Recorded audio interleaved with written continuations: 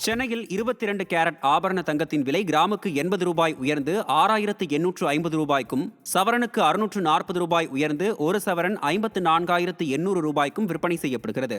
வெள்ளி கிராமுக்கு 4 ரூபாய் உயர்ந்து 96 ரூபாய் 50 காசுகளுக்கு விற்பனை செய்யப்படுகிறது. புதுச்சேரியில் சார் பதிவாளரை தாக்கி முக்கிய ஆவணங்களை பறித்துச் சென்ற 4 பேரை போலீசார் கைது செய்தனர். புதுச்சேரி திருக்கனூர் பத்திரப்பதிவு அலுவலகத்தில் சார் பதிவாளராக பாஸ்கரன் என்பவர் பணியாற்றி வருகிறார். இந்நிலையில் இருசக்கர வாகனத்தில் வீட்டுக்கு சென்று கொண்டிருந்தவரை மர்ம கும்பல் தாக்கிவிட்டு முக்கிய ஆவணங்களை பறித்துச் சென்றது. இதுகுறித்து பாஸ்கரன் அளித்த புகாரின் பேரில் போலீசார் நடத்திய விசாரணையில் பத்திரப்பதிவு செய்ய சார் பதிவாளர் தாமதப்படுத்தியதால் பத்திர எழுத்தர் மணிகண்டன் அறிவுறுத்தலின் பேரில் சார் பதிவாளரை தாக்கி முக்கிய ஆவணங்களை பறித்துச் சென்றது தெரியவந்தது. இதையடுத்து பத்திர எழுத்தர் உட்பட 4 பேரை கைது செய்தனர். 2009ஆம் ஆண்டு இறுதிக்கட்ட போரில் இலங்கை முள்ளிவாய்க்காலில் உயிரிழந்த தமிழ் ஈழ மக்களுக்கு அஞ்சலி செலுத்தும் நிகழ்ச்சி இலங்கையில் நடைபெற்றது.